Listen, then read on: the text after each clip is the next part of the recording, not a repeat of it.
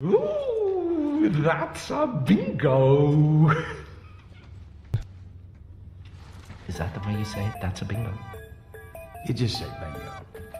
Bingo! How fun! How fun indeed it is. Episode 29. Welcome back. Welcome back myself. Welcome back to you. Thank you guys so much for rocking with me this short story bingo. My name is Nate Chacon III. And if this is your first time, welcome. If this is your second time, the retention program is working. What I do on this podcast, I am a glorified narrator, either reading stories by myself or with a guest here, and we pick it apart a little bit. It's like Audible, sorta. With that in mind, today we're gonna jump back into the podcast pool. Happy Friday, by the way, with the story about Fred West. We're gonna go back to the Serial Kilers Encyclopedia. I just wanted to go back to a heavy hitter as we're essentially going into what would maybe be called like season 2, as it were. We're gonna be rolling out episodes every Friday again for you guys. Super excited. Hope you guys' St. Patrick's Day was fun and safe.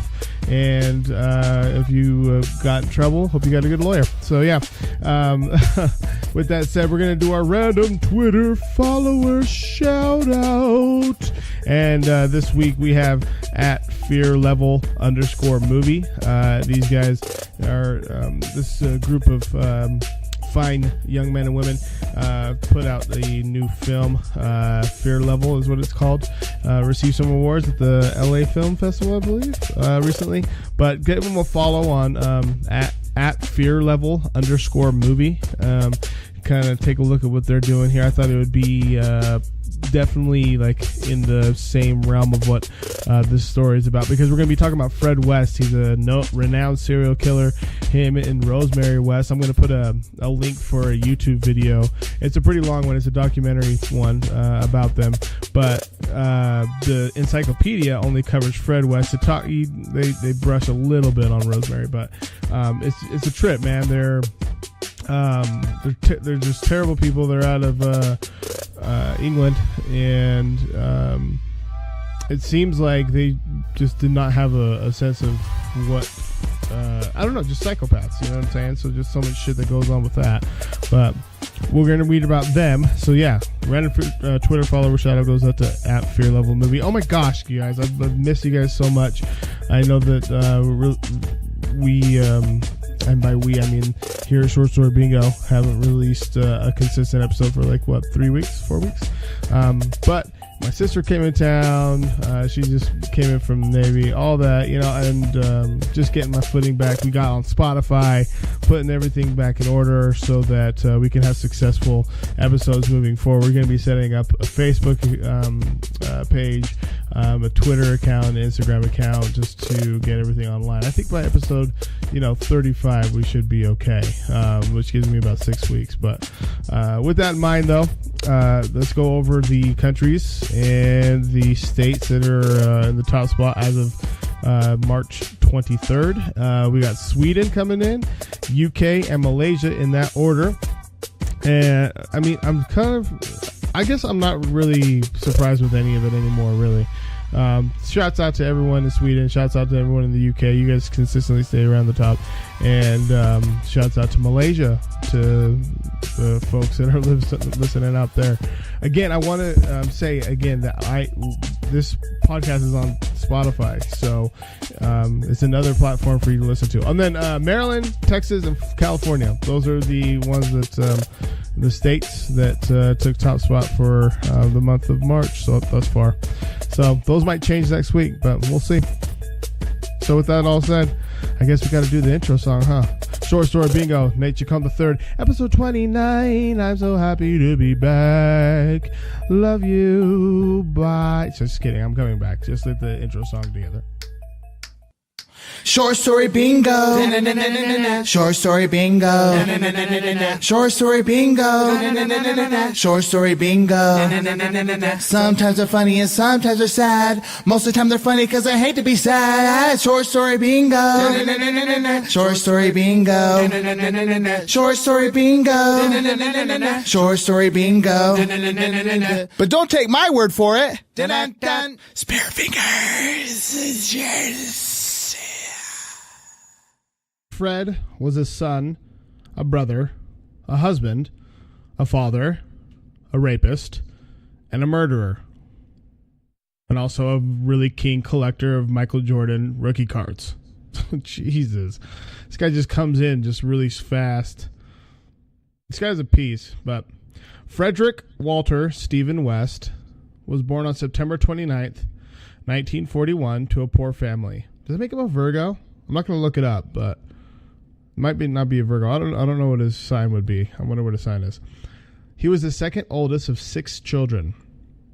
Fred claimed that his father had been sexually intimate with his sister, and he had taught him bestiality. That's a really specific thing to teach someone, like, at a young age. Bestiality?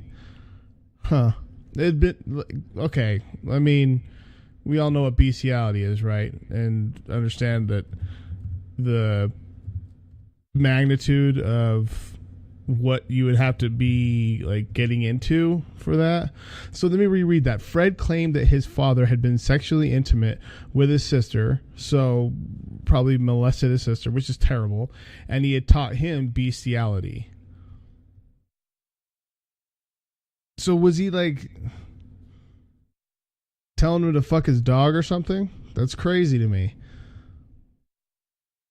Because the only other meaning, I mean, from what I understand at least, I'm not looking it up, but the only other meaning of bestiality is like something cruel, like being bestial, I guess. You know what I'm saying?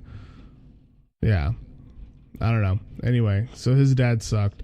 It has been suspected, but never confirmed, that his mother had sexually abused him starting at age 12. He left school when he was 15.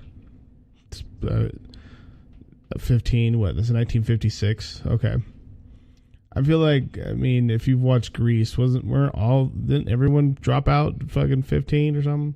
At the age of 17, he got into an accident that left him with a fractured skull, a broken arm, and broken leg, which became shorter than the other. I mean, you're definitely not running track anymore. For sure. I mean, if you weren't already the last one picked for pickleball or basketball, I mean, it's 1956, so, well, he was 17, so 58. I mean, you're for sure the last pick now. Which also is like a big time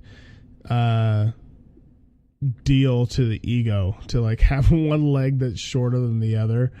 Oh, me leg is just shorter than the other one. Me right leg is shorter than me left leg. All right, man. Well, fucking, I don't give a shit. Just go to the back of the bus, man. He was in a coma for 7 days and underwent an operation to place a metallic plate in his head in 1958. Putting anything metal inside of you in 1958 must have seemed like a breakthrough, but also super fucking scary. After his accident, it was reported that he had sudden episodes of rage and anger. Yeah, man, because you suffered something super catastrophic and probably should not have been released back to the public anytime. Well, not that, but like that doesn't surprise me, I guess, at all. After his accident, it was reported that he had sudden episodes of rage and anger. 2 years later, he hit his head again, which resulted in him being unconscious for a whole day. I wish they would put hours on that, because a whole day, was it 8 hours? I mean, is it a work shift? Is it a part-time shift? Is it, a 12er? Is it a 10er? Are you doing 4 10s? What's a whole day? And what did he hit his head on? I mean, I don't know.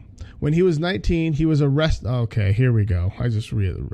This is where, just brace yourself. When he was 19, so 1960, when he was 19, he was arrested while molesting a 13-year-old girl. Really cool, man. He was convicted for the crime, but was able to escape imprisonment. I'm sorry. His family disowned him and sent him to live with his aunt. Who's his aunt? His family disowned him and sent him to live with his aunt. What? No, you are not coming back here. I'm super proud of you for getting out of prison. and escaping, because that's super impressive, but you cannot come home anymore, Fred Drick. We don't appreciate and do not condone whatever it is that you're doing. Just go. I mean, look, Aunt Ruth lives literally next door. You can go over there. All right, well, I'll take me and my leg here, and we'll go next door to Ruth's house. In September 1962, Fred resumed his relationship with his ex-girlfriend, Catherine Rena Costello, when she was working as a prostitute and already pregnant. You know what? I feel like we should just get things back going on again. I know that you're pregnant. I know that you're working as a prostitute, as a call girl for a lot of these fellows here, but I really think you and I got something going on, Catherine. At that point, like, why? Come on, man. 2 months later, they got married. What? Okay, that just jumped into that real quick. I'll take care of the baby, yeah? It's just you and me, the baby, strip poles, and then we get married in a couple months. Oh my God, Fred, I love the idea so much. On February 22nd, 1963, Charmaine Carroll was born. Another daughter, Anne Marie, was born in July of 1964. On November 4th, 1965, while working as an ice cream van driver. Jesus, okay, hold on a minute. I just read the other part of... Okay, this guy is... I don't know if this is his fault. All right, let's run that back. Run it all the way back. In September 1962, Fred resumed his relationship with his ex-girlfriend, Catherine Rena Costello, when she was working as a prostitute and already pregnant. 2 months later, they got married. On February 22nd, 1963, Charmaine Carroll was born. Another daughter, Anne Marie, was born in July of 1964. On November 4th, 1965, while working as an ice cream van driver, Fred hit and killed a 4-year-old boy. The family was how did that happen? How did you... I mean, was the kid like on the side of the... I'm not even going to like speculate, but I can only... I mean, it's not like... Don't... You're the ice cream driver. You know how many kids are just like running out of their houses, especially in 1965 for the ice cream driver. I was piling out of my house in 1995 for the ice cream driver, and I just can imagine. I mean, you know what? Actually, now I'm thinking about it, there were some close calls where, like, after you get your Choco Taco, that you like pulling little Anthony back and like, hey man, like, take it easy. You could have got your fucking foot like ran over because you're gnawing on your like a bubble gum that are eyes on your clown ice cream. The family was forced to move to I'm going to try this. I mean, it's an English word, but not really. The family was forced to move to Gloucestershire along with Isa McNeil, the nanny caring for the children. Okay, so they got a nanny. And Anne McFall, Catherine's friend. So you got Catherine's friend, Catherine, 2 kids, Fred.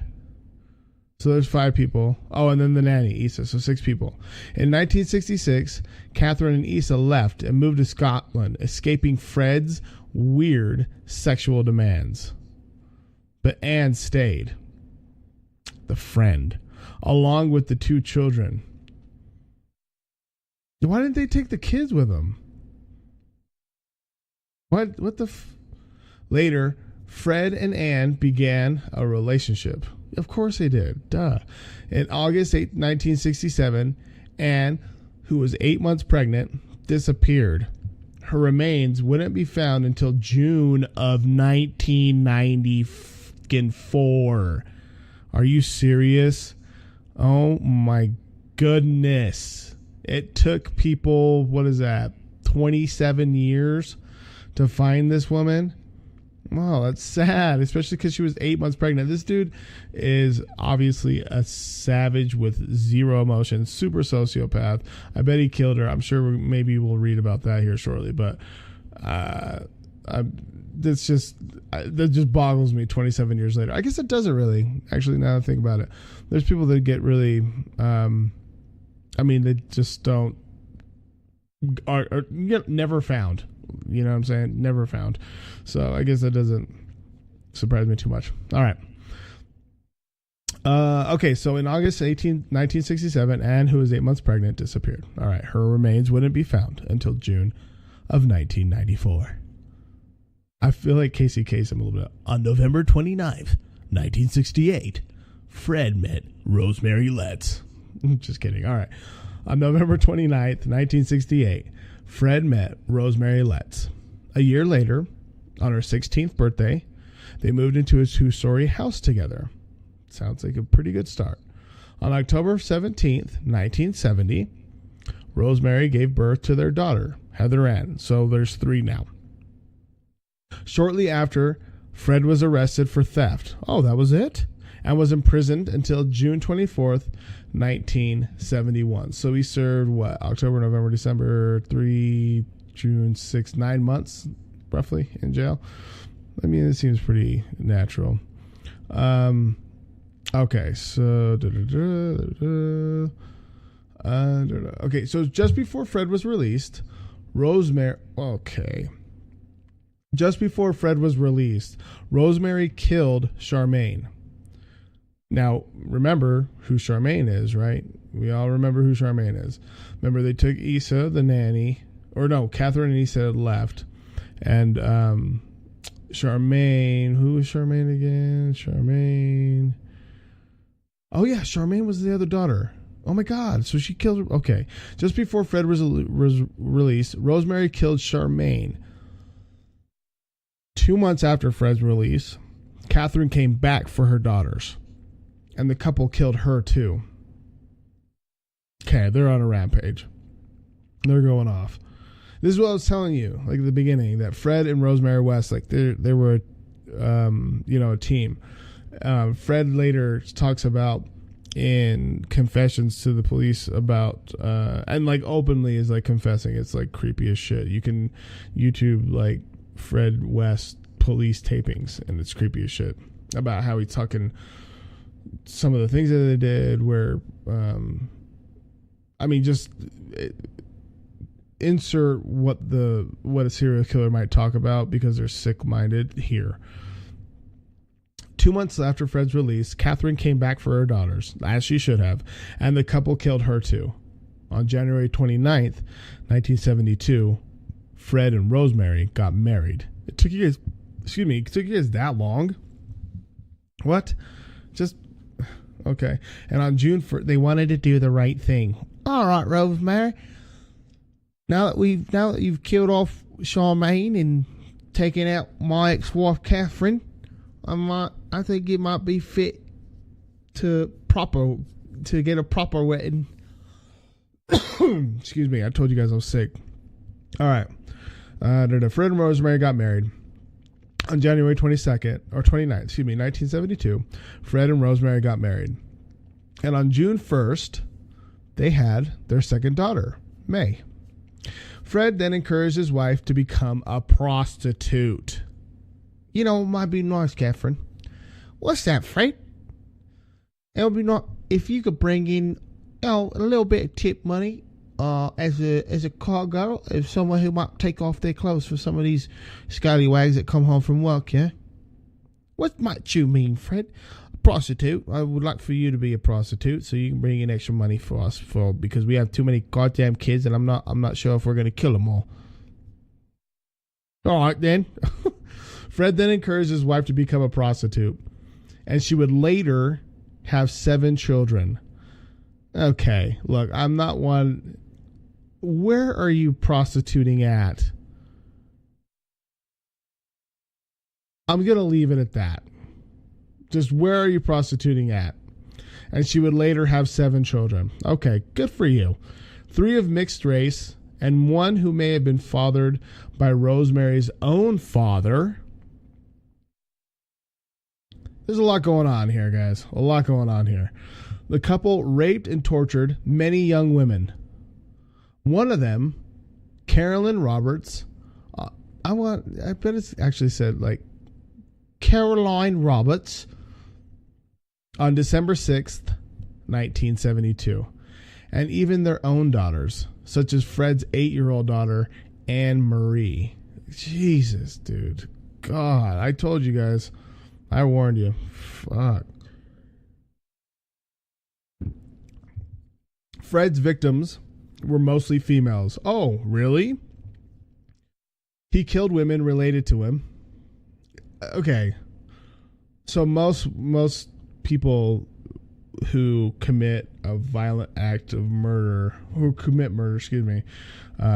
generally are killing people that are close to them. That's which is why, like, usually, I mean, unless it's like, I don't need to explain, unless it's like, so that doesn't surprise me. He killed women related to him because he didn't want them to talk, probably. Women he knew because he didn't want them to talk, probably. Women he hired as nannies because he probably didn't want them to talk, probably. And he's a lot more powerful than all these women as far as his physical stature is concerned. Excuse me. Or women he had lured into the house somehow because he didn't want them to go away and talk about how he raped them or his weird sexual fantasies. But all of them are the same thing, I feel like, in my head. Ugh, God. This guy's a piece of work that I'm so happy that he's dead now. All right. Fred and Rosemary would... Oh, my goodness. Every single sentence in here from here on out is going to be a doozy. Fred and Rosemary would subdue them, rape, and torture them. Then strangle them to death or suffocate them. After the victims were dead... Oh, God, please don't say something crazy. After the victims were dead, Fred would cut off their fingers and toes, and sometimes their kneecaps before burying them. Why the kneecaps? Let me think about why they would cut off. Why would you cut out a kneecap? Think about that. Why would you cut out a kneecap? To make it easier for their... Okay, this is my thought. To make it easier to transport them, maybe? Because, like, there's not a... I don't know, but you still got tendons there, so you can't just, like, flop their legs forward. I don't know. I don't know why you would do that. I don't know. Fred started abusing Heather... Excuse me. Fred started abusing Heather after Anne Marie left the house. Okay, now... Who is Heather? I'm going back. Okay, so Heather is his daughter. All right. Fred started abusing Heather Ann. Okay. Fred started abusing Heather after Anne Marie left the house. Heather then told some friends about what was really going on in the house. That must have been a super intriguing conversation. All right, go ahead, pass the ball back now.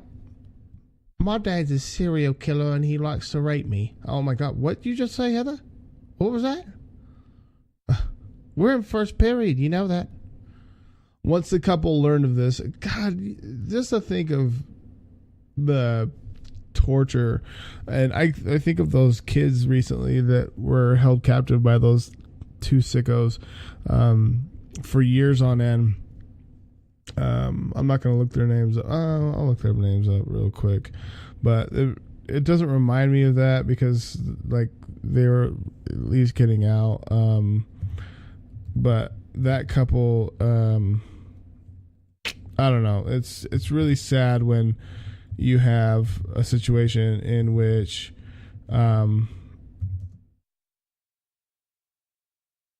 obviously the adults are in control, and you're essentially, you're just because the mind is so fragile. So if you take advantage of it at such an early age, then you can really mold it to the way that you want it to be molded, unless there's a break in it, which can happen at any time. P.S. So, like, one of those kids, that's right. It was 13 kids, David and Luis Turpin. That's right. But one of those 13 kids, one of them was 29 years old and had like the education of like a second grader or something like that. which goes to what I was just saying, is that like you can mold a mind into whatever you want it to be, which is so disgusting. Okay.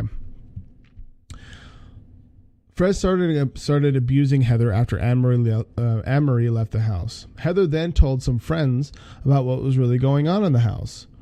Once the couple learned of this, you guessed it, they decided to kill her because they didn't want her to continue telling people, just like he killed women related to him, women he knew, women he hired as nannies. Like, it's just a trend.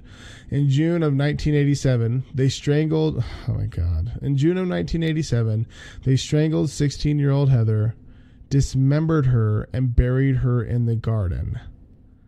Yeah, that'll make nice fertilizer. Jesus. They would later tell the other children to behave, or they would end up under the patio like Heather. Okay, that's worse than like, okay, well, behave or you're not going to get dinner. What the that's such a like that's the thing that you just like, you're like, okay, well, first off, definitely don't want to be under the under the fucking patio. Yeah, no, that's crazy. What a threat, dude. What a threat. I would get threatened, not threatened, excuse me, but like I was scared if my dad would like threaten to leave without, like, I had to go to the bathroom, so I gotta go pee, like, oh, you better hurry, we're gonna leave, we're going to the races without you or something, we're going to the basketball game without you or something. Like, oh my God. They would later tell the other children to behave, or they would end up like under the patio like Heather. What? You okay, well, you don't want to do the dishes? All right, well, wait till father gets back, you'll end up under the patio like Heather did. My God. In May of oh shit. Here goes this sentence. I just read okay. In May of 1992, so we just jumped 5 years. In May of 1992, Ed recorded himself raping one of his daughters. She told her friends about the incident, and one of her friends told her mother, who went to the police. Thank God. An investigation into the rapes began, and the couple was eventually charged. So, I mean, he knocked off as many people as he could to keep his secret. I'm so happy that this girl was able to... Oh, my God. Okay. However, the case couldn't move forward. Why? And the charges were dropped because the witnesses refused to come forward and testify. Why? Investigators persisted and continued to look into Heather's disappearance. She's under the patio. She's under the... Ask the kids. They know. They know. That's why their house is low-key super clean, because Heather is under the patio, man. Investigators persisted and continued to look into Heather's disappearance, issuing a search warrant for the residence. While excavating the garden, human bones were discovered. On February 25th, 1994, so nearly a year and 9 months later, Fred was arrested and he confessed to his crimes. These are the tapes I'm talking to you about. So, like I said, YouTube Fred West police tapes, and you'll hear this cat. He was charged with 11 murders, and the murder of Ann McFall was added to his rap sheet on July 3rd, 1994, after her body was found later. So he got charged with 12 murders. On January 1st, what a fucking piece of shit. On January 1st, 1995, New Year's Day, dude. New Year's Day. Fred hanged himself in his cell. That is episode 29. That's a packed and loaded one right there. But again, like when we were reading the Bloody Benders, it kind of gives you an idea so that you can kind of do a little bit of your own research if you want to dive down that wormhole, which I do all the time. I know some of you guys do as well. So I hope you guys enjoyed it. Nate Chacon III, Short Story Bingo, episode 29. Like I told you guys, I'm super happy that we are getting off on the right foot again. Again, basically season 2 or what have you. But I'm not going to call it season 2, but you and I both know that we're getting back on the right foot. I hope you guys liked the introduction. That first part is from the Inglorious Bastards. Might keep it around, might not. I don't know. We'll see. We'll kind of test the waters to see how it, the feedback that comes from it. But again, you can make sure to let me know. You can email me shortstorybingo@gmail.com. I set that back up. I set up that now. I had it at Yahoo, and you can still go to Yahoo, but I'm going to be using the Gmail more often. So shortstorybingo at either Gmail or yahoo.com. I prefer the Gmail, but I check both. And we're going to be start filming these soon. I started a YouTube page with Short Story Bingo. There's not any content on it yet, obviously, because I haven't started recording them. And we're going to start a Facebook page and an Instagram page and a Twitter. The Twitter might come last, and that's only because I'm semi-active on my own Twitter, and having to be active on both might be time-consuming. I think I'm venting. Nevertheless, though, yeah, look up Fred West, Fred and Rosemary West. I'm going to put a link here. You'll have it so that you can just, all you got to do is click it. It'll go straight to the documentary. It's about an hour, it's like 2 hours long. And it describes everything that we just spoke about in a longer, much more elongated and detailed, and gives you a bigger picture rather than a truncated version as this is.